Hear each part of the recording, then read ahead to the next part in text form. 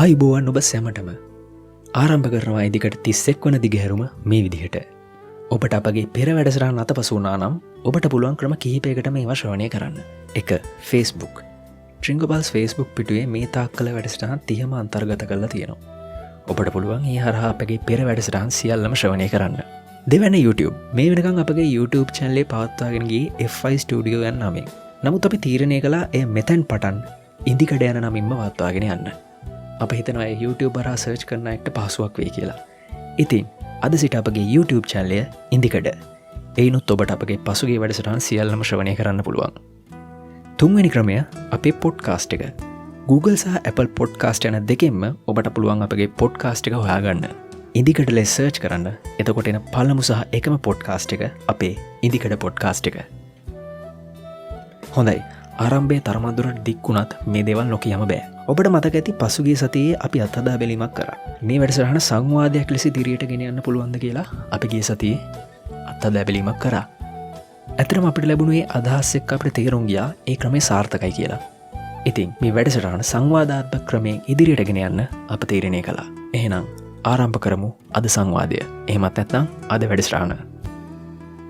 ඔබ දුටුවානම් මේ සතිය මුල අප ඉගියල් ලබා දුන්නා මෙවර වැඩසටහනේ මාතෘකාව පිළිබඳ. ඔව්, ඒ අනුව මෙවර වැඩසටහන ලාංකීය සංගීතයේ අහිංසකම යුගය. එසේත් නැත්නම් 90 දශකයේ කැසට් පටයුගය පිළිබඳව. ඔබට පුළුවන් ඉදිරියට වැඩසටහනෙන් මා එලෙස හැඳින්වීමක් කිරීමට හේතුව කුමක්ද කියලා දැනගන්න. ඒ වගේම අද වැඩසටහන ගැන සුවිශේෂී දෙයක්ත් මතක් කරන්න ඕනේ. අද මේ වැඩසටහන අතරතුර අප ප්‍රචාරය කරන ගීත සියල්ලම එම ගීත අඩංගු කැසට් පටවල තිබූ ආකාරයෙන්ම අපි යොදාගත්තා. ඒ කියන්නේ ඔබට අද එදා රසිකයන් කැසට් පටවලින් විඳපු රසය ඒ ආකාරයෙන්ම රස විඳින්න පුළුවන්.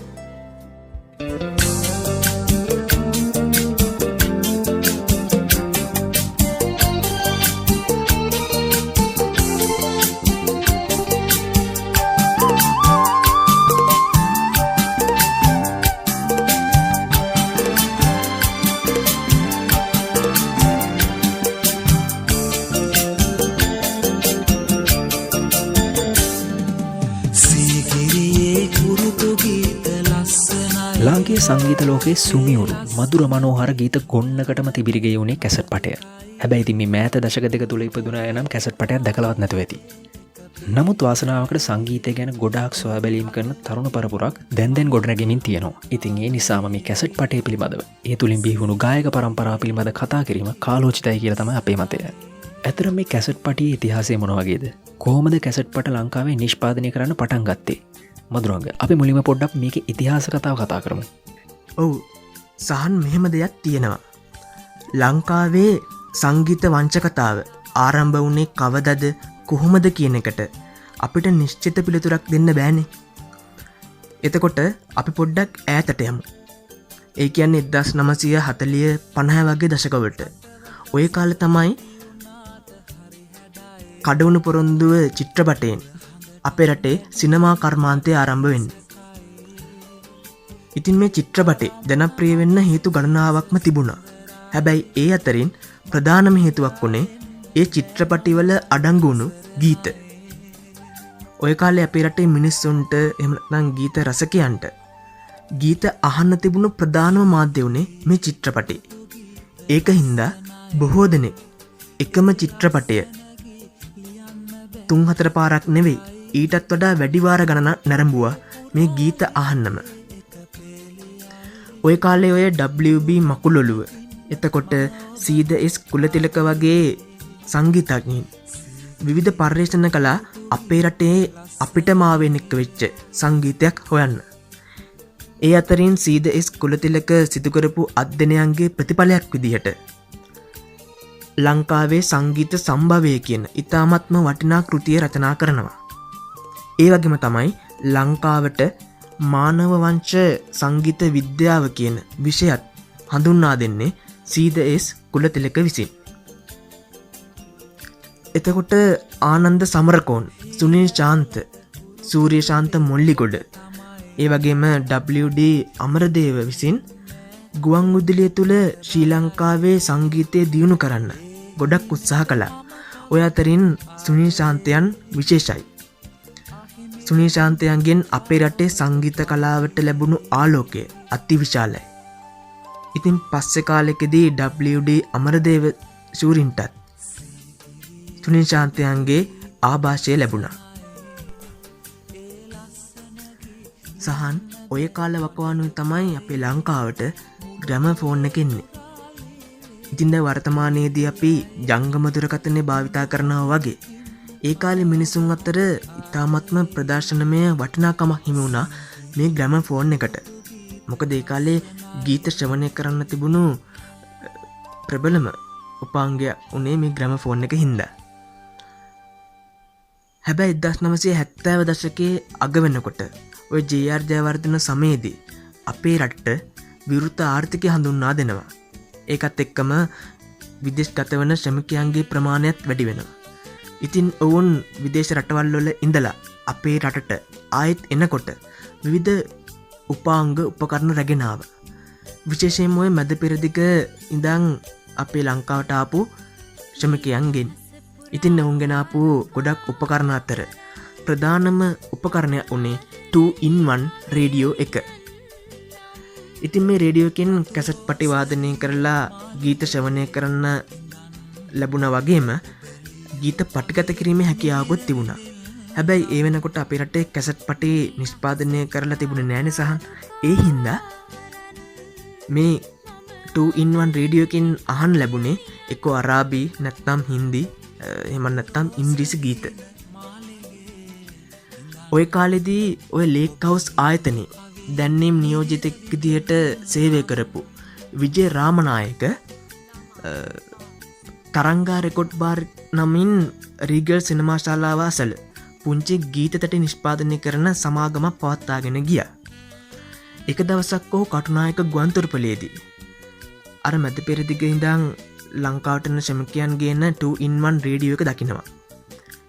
ඉතින් මේ විජේ රාමනායක කියලා කියන්නේ හොඳ ව්‍යවසායකයෙක්. ඔහුට කල්පනා වුණා මේ කැසට් රේඩියෝ එකට අවශ්‍ය කැසට් පටි ලංකාවේ නිෂ්පාදනය කරන්න පුළුවන් නම් ඒකින් අපේ කලාලෝකෙට අලුත් ගීත නිර්මාණය කරන්න පුළුවන් කියලා. ඉතින් ඒ අනුව කරුණුකාරණා හොයලා බලලා ගායන ශිල්පී මිල්ටන් මල්ලවාරච්චි යොදාගෙන ගීත 12ක් පටිගත කරලා සිංගප්පූරුවට ගිහිල්ලා ඒව කැසට් පටි බවට පරිවර්තනය කරලා රැගෙන ආවා. එහෙම ඇවිල්ලා තරංගා ලේබලේ යටතේම සඳෙන් එහා නමින් කැසට් පටිය ජනගත කළා. ඔන්න ඕක තමයි සහන් ලංකා ඉතිහාසයේ මුල්ම කැසට් පටිය. මිල්ටන් මල්ලවාරච්චිගේ සඳෙන් එහා කියන කැසට් පටිය තරංගා ලේබලේ යටතේ. සඳෙන් එහා කඳු මුදුන් නිමේ හිමවුතලාවේ තුෂාරයේ නුවන් නැදී මා සිත දුර පාවේ ඇය තනි වූ ඒ කුඩා පැලේ.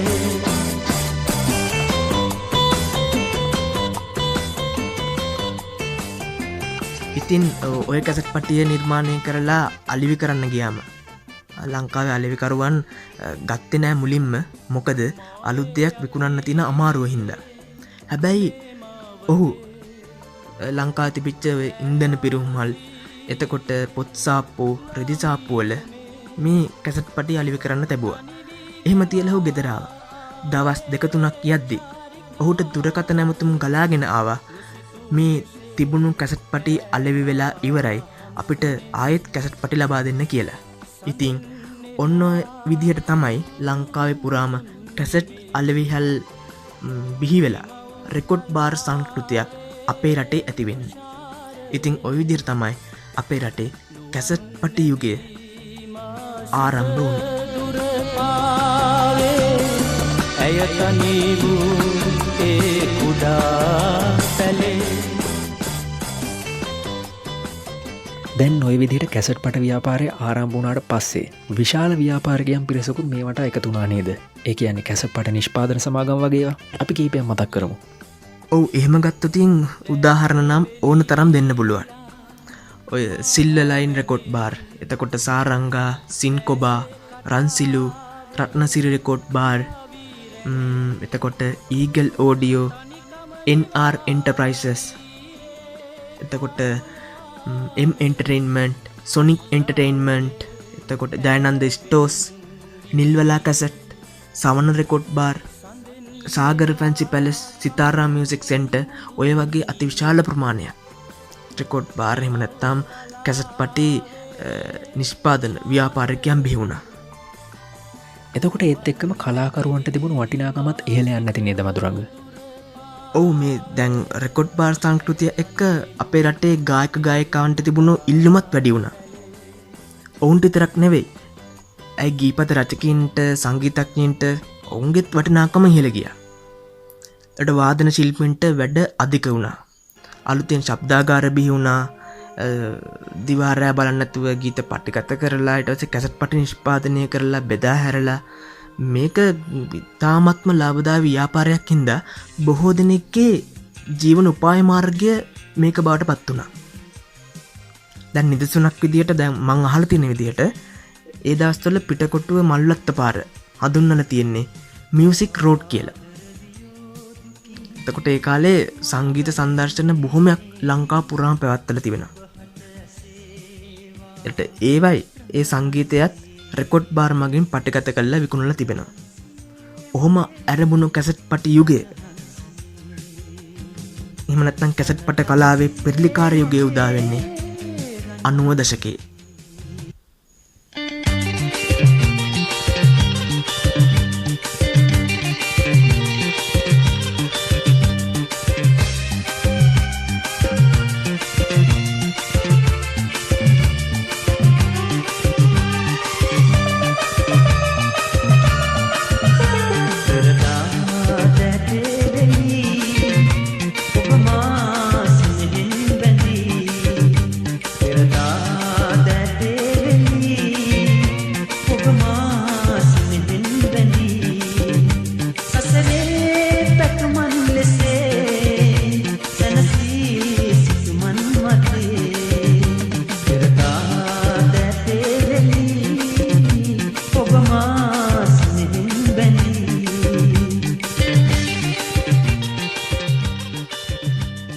මදුරංග, මගේ දැනුම හැටියට 90 දශකය තුළ ගායක ගායිකාවන් බොහෝමයක් අපේ රට බිහි වෙලා තියෙනවා.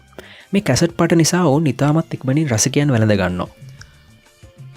ඔව් දැන් මේ කාලේදී ගායක ගායිකාවන් ඉතාමත්ම විශාල ප්‍රමාණයක් බිහි වුණා. විශේෂයෙන්ම ඔය තරුණ සේවා සභාවෙන් ශේලිවයි ජයන්ත, චන්ද්‍රසේන හෙට්ටිආරච්චි, චන්ද්‍රලේඛා පෙරේරා, මරියසෙලි ගුණතිලක, ඉන්ද්‍රානි පෙරේරා ඔය කිහිප දෙනෙක් විතරයි. මේ සහන් ඔය 80 දශකයේ ආරම්භයේ ඉඳලා අගභාගයේ වෙනකම්ම ලංකාවේ ජනප්‍රියත්වයේ හිණිපෙත්ති හිටියේ එච්.ආර්. ජෝතිපාල. හැබැයි මේ කැසට් පටි නිෂ්පාදනීමත් එක්ක 90 දශකයේ මැද භාගය වෙනකොට එච්.ආර්. ජෝතිපාලයන්ගේ තැන හිමි වුණේ නාමල් උඩුගමට. මොකද ඔහුගේ සමුගන්නේ නෑ කියන කැසට් පටිය ලංකාවේ අතිශයම ජනප්‍රියත්වයට පත් වුණා. ඒකේ ඇතුළත් වුණු ගීත ඇත්තටම නාමල් උඩුගමගේ සැබෑ ජීවිතයේ අත්දැකීම් කියලා රසික රසිකාවන් හිතන පටන් ගත්තා. ඒ හින්දා විශේෂයෙන්ම තරුණයන්ගේ හිතේ සිහින කුමර වුණේ නාමල් උඩුගම.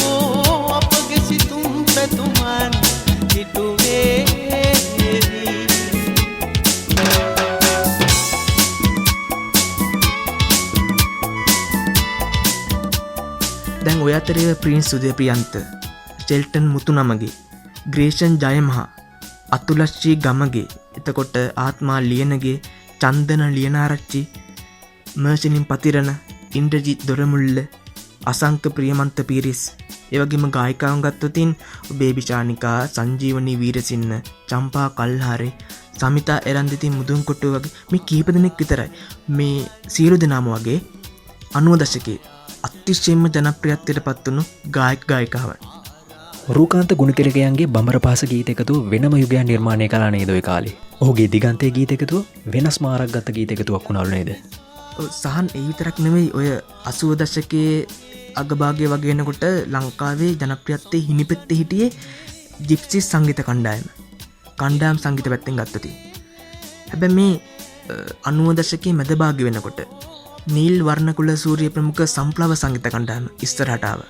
ඔවුන්ගේ ඔය සලාදේ 1 2 3 4 5 කියන කැසට් පටි සියල්ලම වගේ අපේ රටේ ආදායම් වර්තා තබමින් අලෙවි වුණ කැසට් පටි.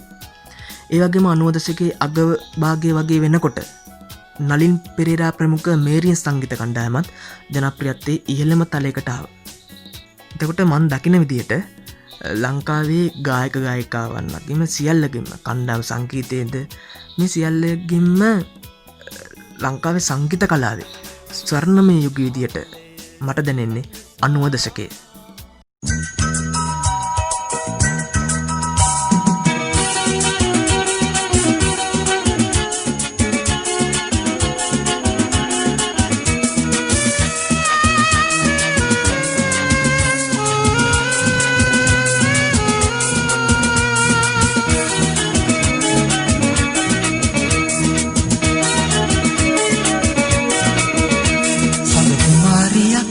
ක යනවා රබන් සුරත් දිනවා තුලතා මඩුල්ලි කී කතා ඇසෙන්නේ මා තනිවි පැස දිනවා සඳ කුමාරියක් දීගක යනවා රබන් සුරත් දිනවා තුලතා මඩුල්ලි කී කතා ඇසෙන්නේ මා තනිවි පැස දිනවා.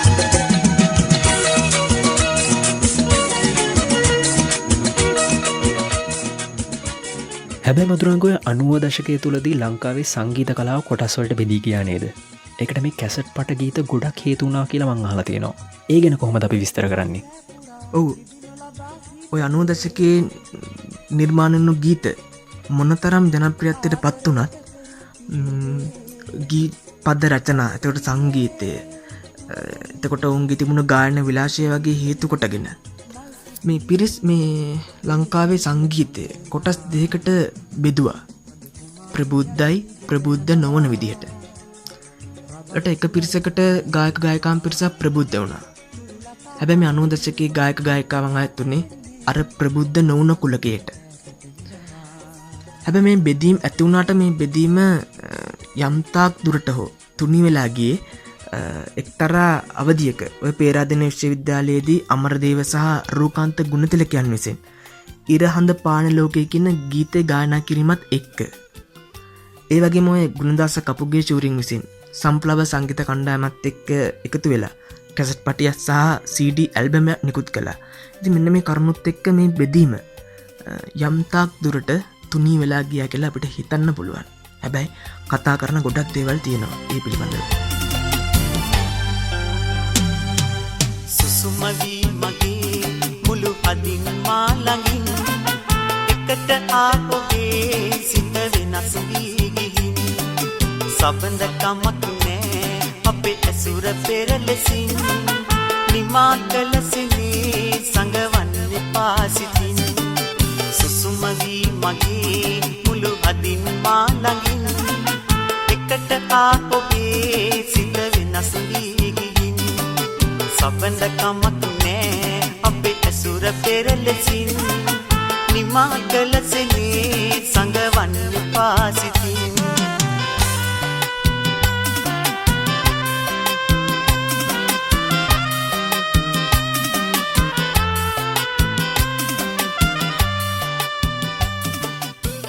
ඒත් මදුරංග දැන් ඔය 90 දශකයේ ගායක පරපුර මොකද්දෝ අවාසනාවන්ත ඉරණමකට කොදුරුනාදෝ කියලත් මට හිතෙනවා. ඒ කියන්නේ උන් සමාජයේ අඩු සැලකිල්ලකට ලක්ුණා වගේ එකක්.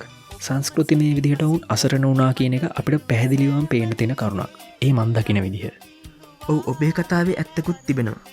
එක්තරා පැත්තකින් බැලුවොතින් අපේ සමාජයේ අඩු සැලකිලිවට ලක්වන ගායක පරම්පරාවක් තමයි 90 දශකයේ ගායක පරම්පරාව. මොකද ඔවුන්ට කලින් පරම්පරාවට අනුව 90 දශකයේ ගායක පරම්පරාව ගයපු ගීත කිසිම රහක් නැති හරසුන් ගීත. ඒකින්දා ඒ පරම්පරාවේ මේ 90 දශකයේ ගායක පරම්පරාව කවදාවත් හොඳක් ඇහුවේ නැහැ.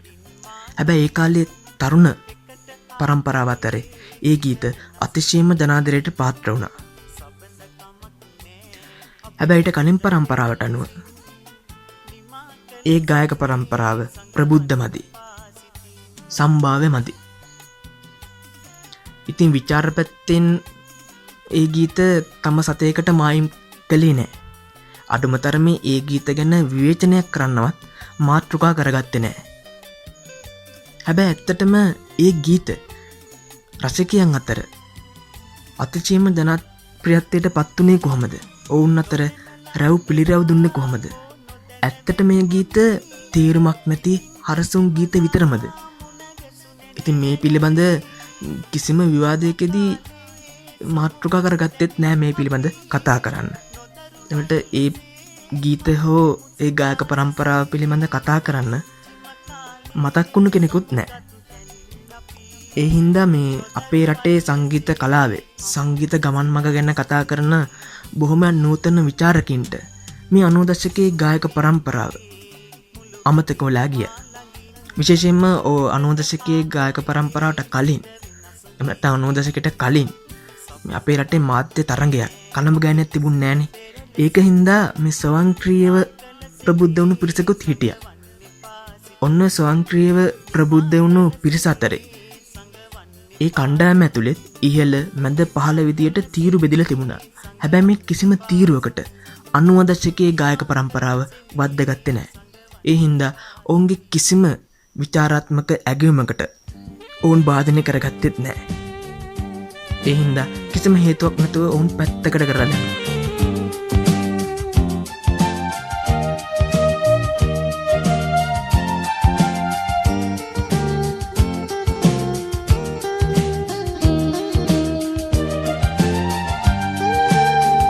දිවුරුම් දුන්නට දැත දරා සසර සදා ළඟ හිඳිමි කියා සිතින් කොහෙද දුරුළු වෙලා මගේ පැතුම් ලොව බිඳලනවා. දිවුරුම් දුන්නට දැත දරා සසර සදා ළඟ හිඳිමි කියා සිතින් කොහෙද දුරුළු වෙලා මගේ පැතුම් ලොව බිඳලනවා.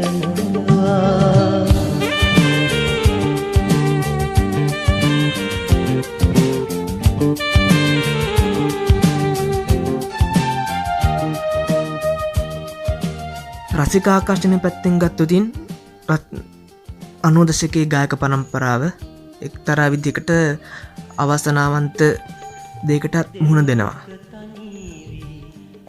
මොකද මේ 90 දශකයේ අගභාගයේදී එහෙම නැත්නම් අලුත් සියවස ආරම්භයේදී අර එතෙක් පැවති උන්ගේ ජනප්‍රියත්වයේ කිරුළු එහෙම නැත්නම් ඔවුන් ලැබූ පැසසුම් පිළිගැනීම් සියල්ලම එකපාරට හිස් වෙලා යනවා. ඒකටත් හේතු මේ ගණනාවක් තිබුණා. මොකද මේ අලුත් සියවසේ ගොඩක් පිරිසකට අනුව 90 දශකයේ ගායක පරම්පරාව ඇකඩමික් මදි වුණා. නැත්නම් මොඩර්න් මදි වුණා. මොකද ඇත්තටම ඒ ගායක පරම්පරාව අපේ ඇඟ හිරිවැටලා යන අන්දමේ ඇඟ කිලිපොලා යන අන්දමේ සංගීතමය පරිශ්‍රණ කළේ නැහැ. ඔවුන් මේ විශ්වීය සංගීතය එක්ක කරටකර තරඟ කරන්න ඕනි කියලා ඉලෙක්ට්‍රෝන සංගීතත් එක්ක ගනුදෙනු කරමින් නිර්මාණ සිදු කළෙත් නැහැ. ඒ හින්දා එක්තරා පිරිසකට ඔවුන් මොඩර්න් මදි වුණා. එහෙම නැත්නම් ඇකඩමික් මදි වුණා. එතකොට මෙහෙම බැලුවොතින් අර යම්කිසි අවාසනාවන්ත ඉරණමකට ඔවුන් මුහුණ දුන්නදෝ කියලාත් හිතනවා. මොකද ඔවුන්ට කලින් පරම්පරාවෙන් දෝෂධාරණයට ලක් වෙනකොට ඔවුන්ට පසු පරම්පරාවෙන් ඔවුන් වෙන්න වෙනවා. ඒ කියන්නේ ඇකඩමික් මදි කියලා. අන්සතු සිතකින් සෙනෙහස බිඳුවක් අන්සතු සිතකින් සෙනෙහස බිඳුවක් උතුරා ගන්නට පතන වේවා දිවුරුම් මේ කතන්දරේ තව පැත්තකුත් තියෙනවා සහන්.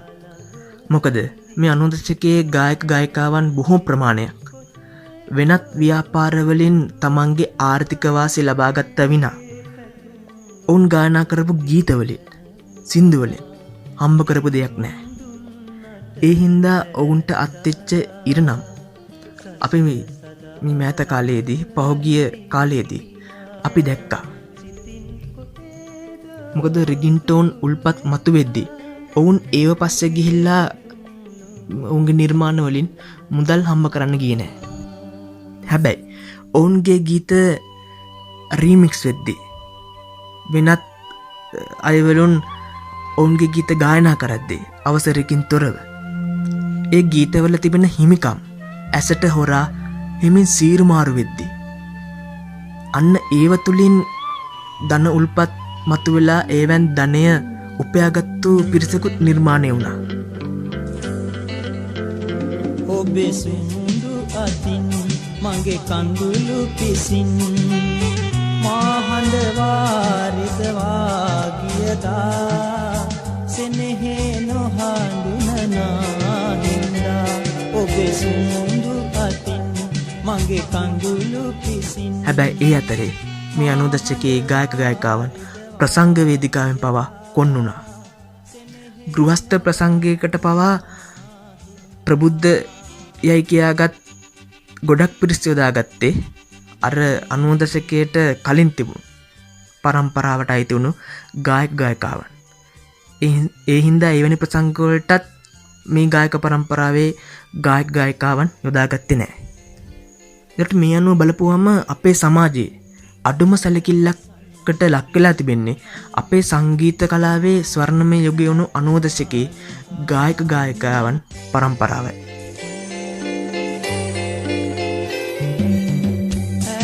වසන්තේ මල්මී ගොන්නේ මෑතවාලුතා නියම් කලාවේ අතරේ තනිවී ඇඟුමන් තෙරපි අතරේ තනිවී ඇඟුමන් තෙරපි මාගෙවනාරුදු සංසාරේ ඔබේ සුඳු අතින් මගේ කඳුළු පිසින්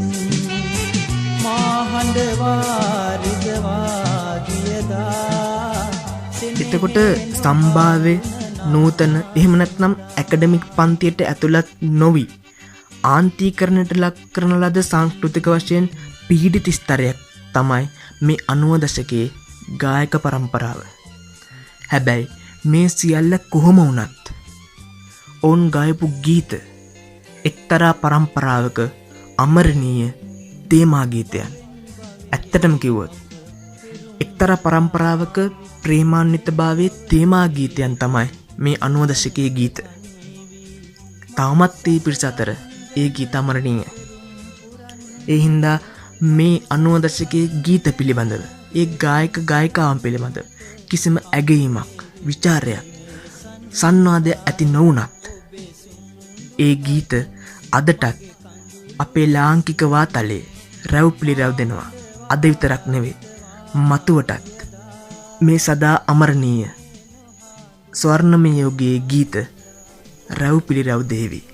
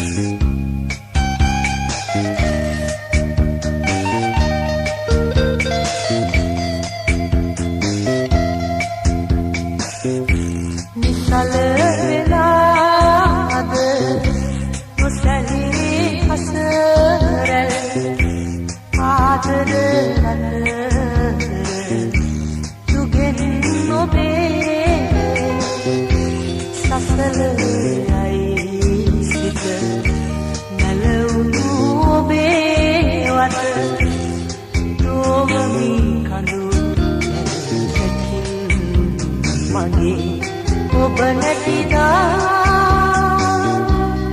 මේ ලෝකේ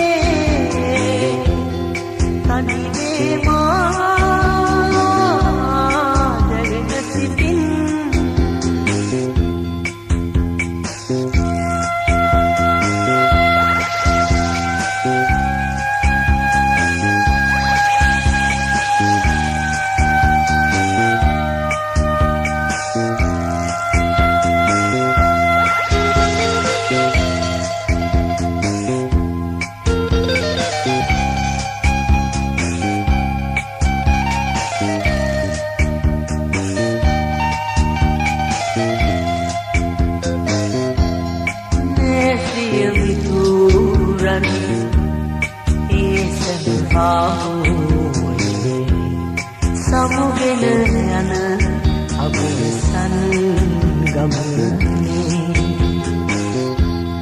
නිහඬ මුවින් මා කේපෙම්වති උගුලන්නද මේක දිලේසේ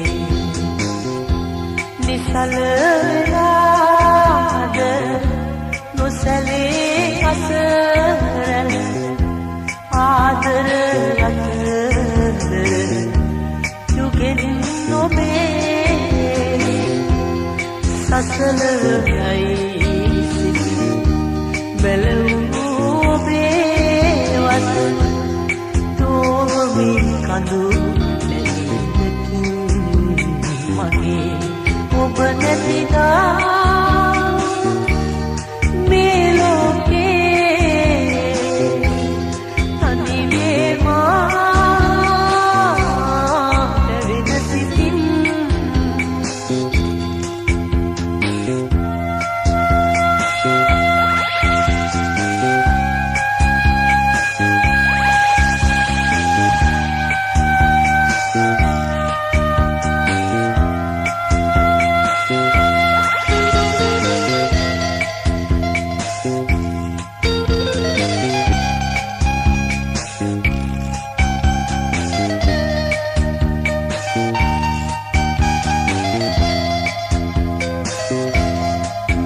සමුදින් නැකි මේ පාව එක මගලා ඔබ වෙන්වන්නේ නිහඬ මුවින් මා කේපෙම්වති උගුලන්නද දුක කිලිසේ සලලාද නොසැලේ අසරල් ආදර රතදර යුගෙන් නොබේ සසල යයි සිත බැලවූ ඔබේවත් තෝමි කඳු දැකින් මගේ ඔබ නැතිදා